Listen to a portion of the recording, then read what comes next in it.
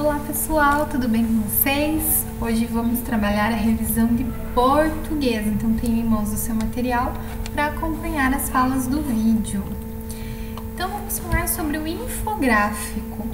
Ele é um gênero textual que ele utiliza palavras e imagens, o que facilita muito a leitura, a interpretação do leitor, já que facilita a visualização das palavras e aí ele consegue também fazer a associação com as imagens, né? Ele pode trazer muitos textos, podem ser também reportagens, textos de divulgação científica, dados com gráficos, e ele é bem explicativo. Então, o infográfico traz para o leitor muitas informações e muito conhecimento científico. E aí, seguimos com pronomes pessoais e coesão. Os pronomes pessoais, eu, tu, ele, nós, vós, eles, eles vêm para que a nossa escrita não se torne repetitiva, para que eu não fique o tempo todo colocando o meu texto. A Roberta é professora do 4º ano. A Roberta professora, a Roberta professora. Então o texto fica muito cansativo. Para que isso não aconteça, de ficar repetindo muitas vezes o mesmo termo, os pronomes pessoais vêm fazer essa substituição, tá? Aqui no exemplo, algumas cidades obtêm água bombeando-a de rios, lagos ou lagoas, outras a bombeiam de poços. Então, a palavra água, ela aparece em 3 momentos nesta fala. Quando ela vem propriamente no seu termo, água, e bombeando-a e a bombeiam, para que então os pronomes façam essa substituição, tá? E aí tem aqui, quando os pronomes o, a, os, as vêm após um verbo que terminar em rs ou z, eles transformam em lo, lá, los, las. Então, no exemplo que nós temos aqui, ele vai mostrar então que nós podemos substituir também as palavras que nós estamos trabalhando de uma forma que o verbo também traz uma modificação para a minha palavrinha, tá? Então, quando eu falo bombear, eu posso colocar, já que ele está com o R no final, né, no infinitivo que nós costumamos dizer, eu posso substituir os pronomes, então, bombear lá, tá? Que no caso é a palavra água. Quando os pronomes vêm após um verbo que terminar em m, ão ou ães, eles se transformam em no, na, nos, nas. Por exemplo, meu irmão não queria beber água. Meus pais convenceram no a se hidratar todos os dias. Como o verbo aqui terminou no m, então eu vou transformar o meu pronome em no, na ou nos, nas, fazendo também essa conversão do masculino, do feminino, do singular e do plural, tá? Então, aqui eles, para não repetirem a palavra irmão, eles colocaram, convenceram, no, ok? Os pronomes pessoais, lá na apostila de vocês tem essas imagens, né? Elas têm essa função de substituir os termos já utilizados. E aí, quando eu coloco eu sou o falante, o nós também, que está no plural. A segunda pessoa é o ouvinte, é a pessoa que está me escutando, a quem eu estou me dirigindo, que é o tu ou vós. E a terceira pessoa é o assunto, de quem eu estou falando, que é o ele, ela, eles ou elas. Então, eles são muito usados para evitar a repetição. Então, eu trouxe aqui esse exemplo. Vamos ver os exemplos abaixo. Tina gosta de pular corda. Ela gosta de pular corda. Eu brinco. Nós brincamos. Que é quando eu utilizo quem está falando. Quando eu falo com alguém, eu utilizo tu brincas, vós brincais. E aí, quando eu falo de alguém, eu estou me dirigindo sobre alguém, eu coloco ele, ela, eles ou elas. Eles estão brincando, elas estão conversando.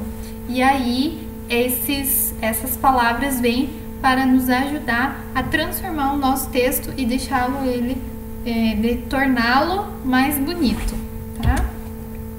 E aí o poema visual é aquele poema que tem a função de usar todo o espaço com palavras, formando figuras, trazendo onomatopeias, que são os sons, e remetendo à imaginação do leitor, tá? Não tem uma estrutura própria de leitura, com começo, meio e fim, a não ser que ele venha estruturado em colunas, em duas partes.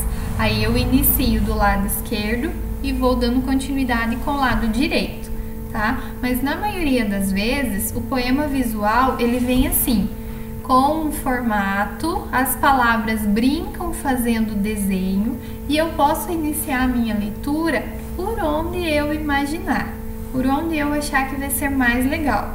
Então eu trouxe aqui, sem defeito e com efeito, nem toda história termina em círculo, defeito, perfeito. Então, cada pessoa vai poder aproveitar a leitura do poema visual quando ele se apresenta nessa estrutura de desenho, por onde ele achar que fica mais legal a leitura, tá? E partimos para a sinonímia, que é os sinônimos. São palavras diferentes com o mesmo significado que vem tornar a nossa escrita mais rica, mais produtiva, cheia de conhecimentos e sem repetições. Por exemplo, lá no meu texto eu comecei a falar sobre o desenvolvimento e aí eu precisei retomar esse termo. Para que não fique repetitivo, eu posso colocar crescimento, né? Quando eu estou falando, por exemplo, da criança, desenvolvimento da criança na faixa etária dos 4 anos é de crescimento dentro da proposta curricular, enfim, né? É um exemplo só para que vocês entendam que aqui o desenvolvimento tem a ver com o crescimento no sentido da criança estar se expandindo, tá? Tanto no seu conhecimento quanto no seu crescimento físico também. Fazer e realizar são sinônimos, conhecimento e sabedoria, apresentar e mostrar, importante e significativo, problema e dificuldade, são termos sinônimos que eu posso estar substituindo um pelo outro. Eu trouxe aqui a imagem de feliz e alegre, que aí quando eu estiver fazendo o meu texto ou eu estiver produzindo algo, eu não venha repetir as mesmas palavras. O encontro vocálico são um encontro de vogais. Quando elas estão presentes na mesma sílaba, nós chamamos de ditongo. Eu trouxe alguns exemplos para vocês verificarem como se procede essas vogais dentro de uma mesma sílaba. Brigadeiro, tesouro e coração. São exemplos de encontros vocálicos ditongos. Por que esse termo, prof? Porque o encontro vocálico ele também pode se apresentar em sílabas diferentes, né? Eles vão estar juntos dentro da palavra, mas na hora da separação de sílabas, cada um vai para o seu cantinho, vai tomar um rumo diferente. E aí nós chamamos de hiato. Então, o encontro vocálico que nós estamos abordando no momento é presente na mesma sílaba e que nós chamamos de ditongo. Vocês estão treinando bastante, estão fazendo separação de sílabas, se atentando ao som das sílabas para identificar se elas ficam presentes, se elas se separam.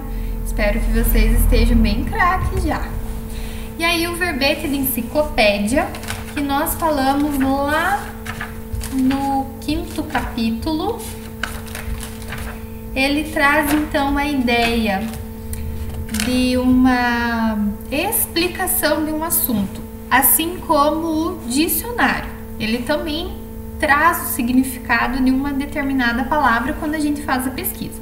O que torna o verbete de enciclopédia diferente do verbete de dicionário é que na enciclopédia ele vem de uma forma mais explicativa, mais aprofundada. Então traz muito mais conhecimento para o leitor, tá? Ele pode se apresentar em ordem alfabética como em ordem aleatória, mas seguindo um determinado tema: esporte, comida, transporte, tá? E esse texto ele pode ser encontrado impresso em livros ou também na forma digital dentro de sites, que aí vocês podem também encontrar aí nas pesquisas que vocês fazem no Google, que é o que nós costumamos utilizar no nosso dia a dia.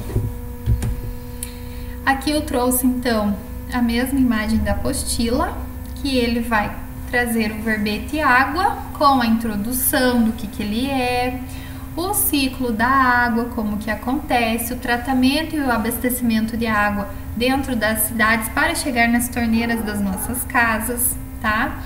E esses verbetes, eles podem ou não começar com letra maiúscula, tá? Ele não tem, assim, uma formalidade específica de ter de começar com a letra maiúscula, tá? Então, essas informações são mais esclarecedoras, mais aprofundadas, um cunho mais científico, diferente do que o dicionário traz. E aí, juntamente com o verbete de enciclopédia, nós temos o cartoon, que é uma forma de gênero textual que traz humor, mas uma pontinha de crítica dentro da imagem provocativa que ele está abordando, para falar de um determinado tema polêmico ou de algo que está sendo muito debatido na sociedade de forma bem importante. Por exemplo, o uso excessivo de água.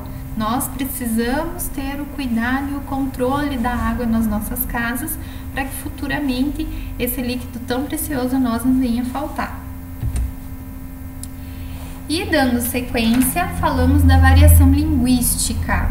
Nós podemos encontrar o mesmo termo em nomes diferentes em várias regiões diferentes do nosso país, porque cada lugar vai ter um sotaque diferente, uma forma de fala diferente, e isso traz muita riqueza para a nossa comunicação também, né?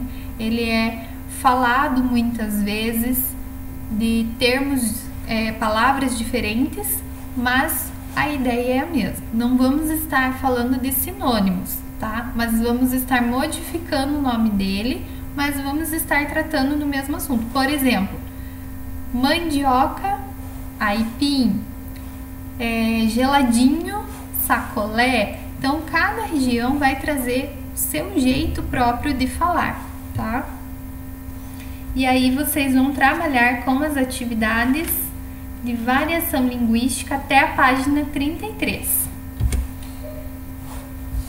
E espero que vocês tenham gostado dessas explicações.